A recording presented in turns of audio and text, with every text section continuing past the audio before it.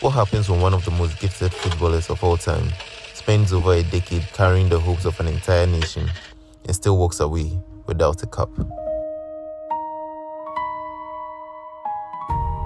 For most countries, Neymar will be remembered as an unquestioned legend. A player who scored more goals for his country than anyone else. A player who dazzled fans with skills, goals and moments of pure magic. A player who spent years among the very best players on the planet. But this is Brazil, the land of Pelé, the land of Ronaldo, the land of Romario. A country where football is more than a sport. And in Brazil, greatness is measured differently. Because no matter how many goals you score, no matter how many defenders you embarrass, no matter how many trophies you win at club level, one question follows you everywhere. Did you win the World Cup? For Neymar, that question has defined his entire international career. To some, he's one of Brazil's greatest ever players. To others, he is the superstar who never delivered when it mattered the most. Was he a victim of bad luck? Was he let down by teams around him? Or did he simply fail to live up to the impossible expectations placed upon him? This is the story of Neymar in Brazil. The highs, the heartbreaks, the controversies, and the legacy debates that still divides football fans today.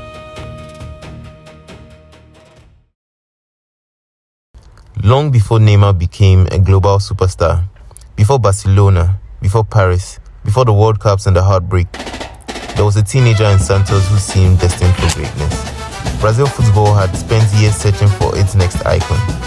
Ronaldinho was no longer at his peak. Kaká's best years were behind him. The generation that had brought glory to Brazil was fading. The country wanted a new hero. And then Neymar arrived. At Santos, he didn't just look talented, he looked different.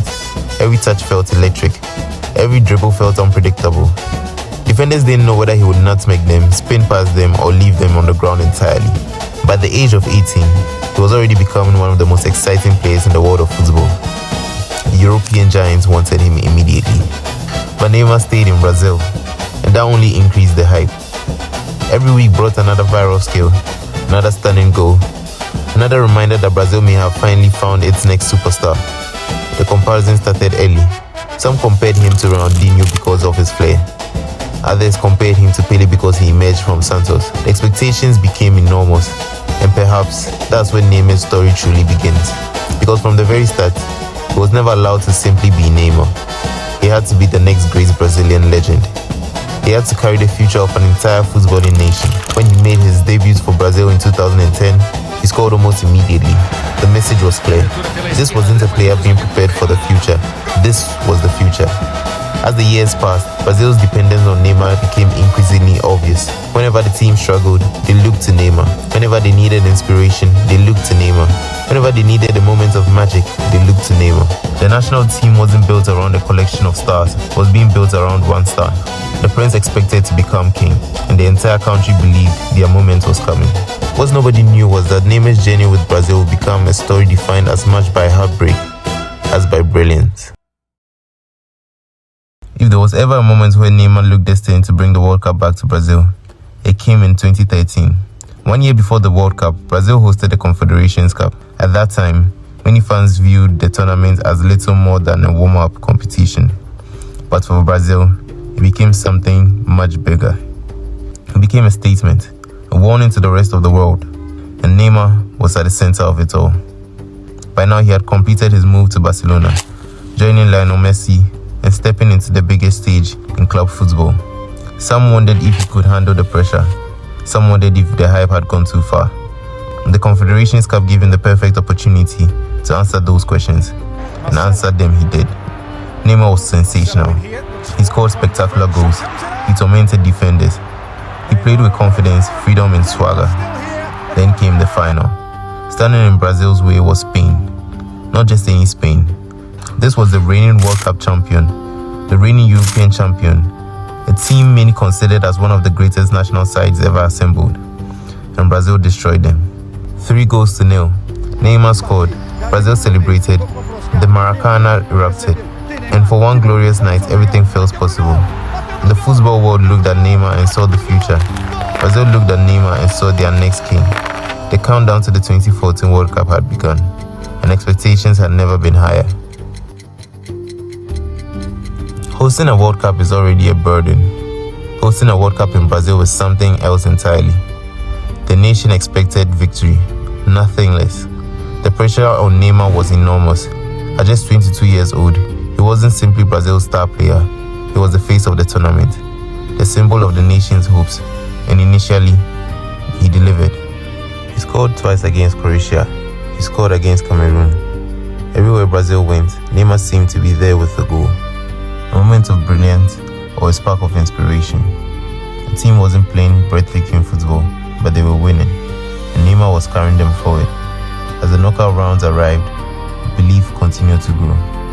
Maybe this really was Brazil's year. Maybe the young prince was about to become a king.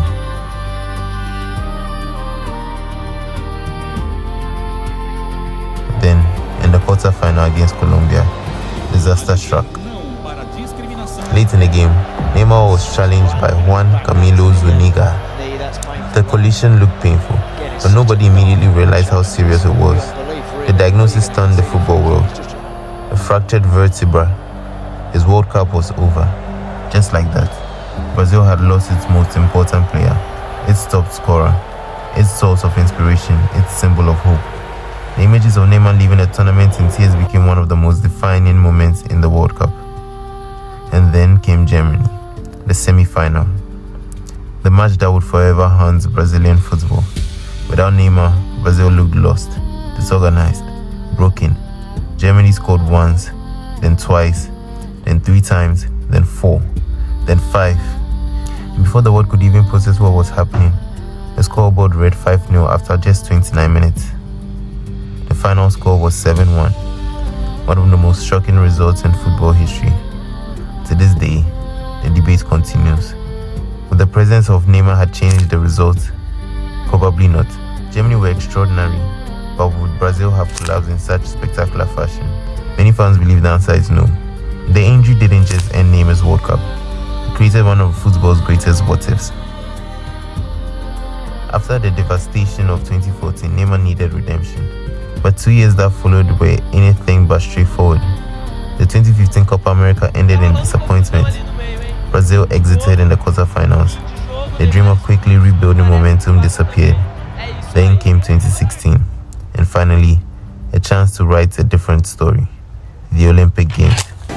For many countries, Olympic football isn't viewed as a major prize. For Brazil, it was different. Despite all of their football history, Brazil had never won Olympic gold. The pressure was enormous. Once again, Neymar was the star attraction. And this time, he delivered. He scored crucial goals. He inspired the team. And in the final against Germany, football offered Brazil a rare opportunity for revenge.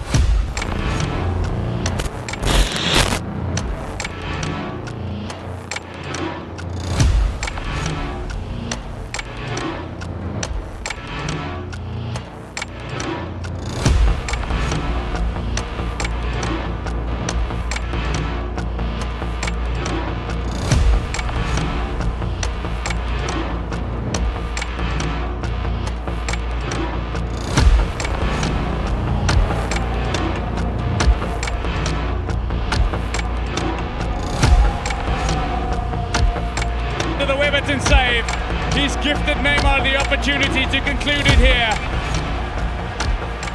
Neymar of Barcelona, of Brazil, gives Brazil their first ever Olympic gold medal.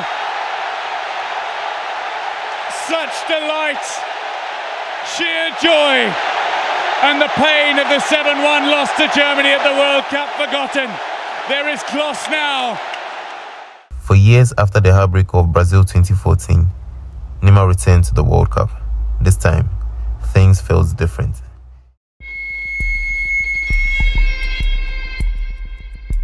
He was no longer a promising youngster, he was a global superstar. At Paris Saint-Germain, he was producing incredible numbers. Many believed he was the third best player in the world, behind Messi and Cristiano Ronaldo. Some even believed he could challenge them. Brazil arrived in Russia as one of the favorites. The scars of 2014 remained, but optimism had returned. Neymar's tournament had moments of brilliance, Goal against Costa Rica, goal against Mexico. Dangerous performances whenever he stepped onto the pitch. But it wasn't all positive. Criticism followed him throughout the tournament. His reactions to the challenges became a global talking point. Memes spread across social media. The football world laughed. And suddenly, discussions about Neymar focused less on his football and more on his theatrics. Then came Belgium, the quarter-final. Brazil's World Cup ended once again. Neymar fought until the final whistle but was not enough. The dream was over. For many fans, this felt like Neymar's greatest missed opportunity. Perhaps his best chance to win a World Cup had slipped away. The twist in Neymar's international career continued. In 2019, Brazil hosted the Copa America, a perfect chance to finally win a major international trophy. Then, disaster struck. An injury ruled Neymar out before the tournament began, and something unexpected happened. Brazil won anyway. Without him, critics immediately seized on it. If Brazil could win without Neymar, how important was he really? The debate intensified. 2 years later, Neymar got another chance. The 2021 Copa America. This time, he carried Brazil all the way to the final. Waiting for them was Argentina. Waiting for them was Lionel Messi. The match ended in a heartbreak. Argentina won. Messi lifted his first major international trophy. Neymar was left watching. For a player constantly compared to football's biggest legends, it was another painful chapter. The 2022 World Cup felt different.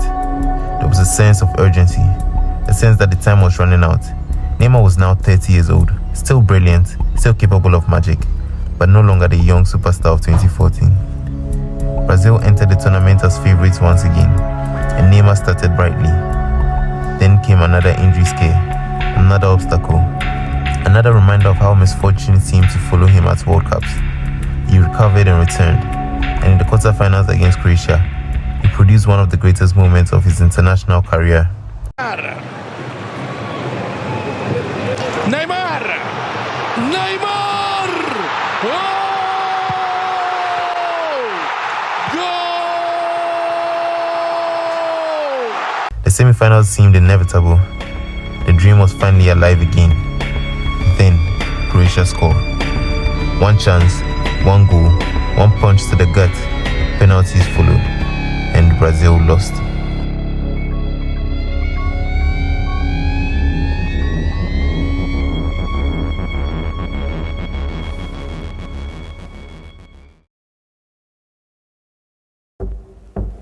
For the first time in Neymar's career, Brazil didn't need him to be the young superstar carrying an entire generation. They didn't need the Neymar of 2014. They didn't even necessarily need the Neymar of 2018 or 2022. They needed whatever was left of him. At 34 years old, after years of injuries, interrupted seasons, and long absence from the national team, Neymar's place at the World Cup wasn't even guaranteed. And that alone told you how much had changed. Since his last appearance for Brazil in October 2023, Neymar had endured one of the most difficult periods of his career. A serious ACL injury had kept him away from an extended period. His time at Al Hilal had been severely disrupted by injuries, and after returning to Santos, questions remained after whether his body could still handle the demands of international football. When Carlo Ancelotti initially left him out of Brazil's match friendlies, the possibility of Neymar missing the World Cup suddenly felt very real. Neymar himself admitted his disappointment, but he wasn't giving up, because for Neymar, there was still one dream left, the World Cup. Then, on May 18th, the announcement finally came.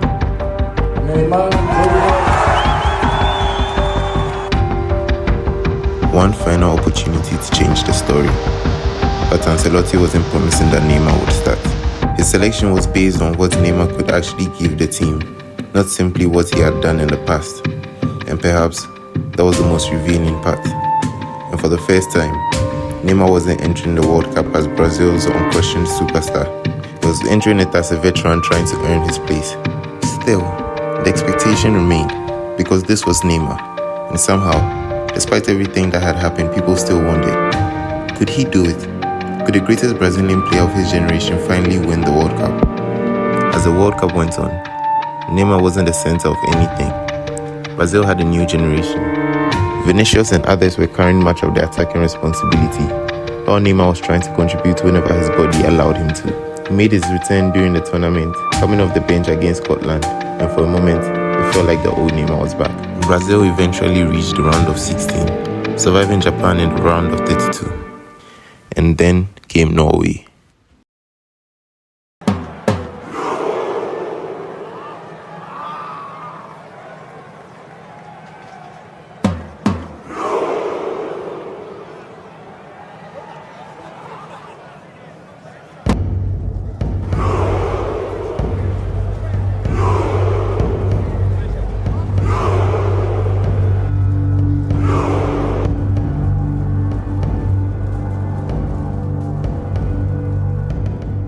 So did Neymar fail Brazil? The critics say yes. They point to the missing World Cup, the missing Copa America title with him on the pitch, the disappointments, the injuries, the missed opportunities.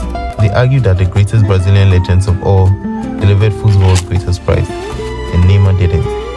But the defense is equally compelling. How do you blame a player for getting injured in 2014? How do you ignore the fact that he consistently performed in major tournaments? How do you overlook becoming Brazil's all-time leading scorer? How do you ignore the enormous burden he carried for more than a decade? The truth probably lies somewhere in the middle. Neymar wasn't the failure some claim, but he also wasn't able to achieve the thing that would have ended every debate forever: a World Cup. Perhaps this is what makes Neymar's story so fascinating. It isn't a story of failure. It isn't a story of success. It's a story of almost winning at home in 2014, almost reaching the final in 2018, almost reaching the semi-finals in 2022, almost becoming the undisputed king of Brazilian football. For over a decade, Neymar carried expectations that would crush most players. He gave Brazil goals, he gave Brazil magic, he gave Brazil unforgettable memories, but he never gave Brazil the one thing it wanted most. There remains one final question. Is Neymar's international story finished, or does football still have one last chapter left to write? Because if we've learned anything from Neymar's career, it's that the story is never quite over until the final whistle blows.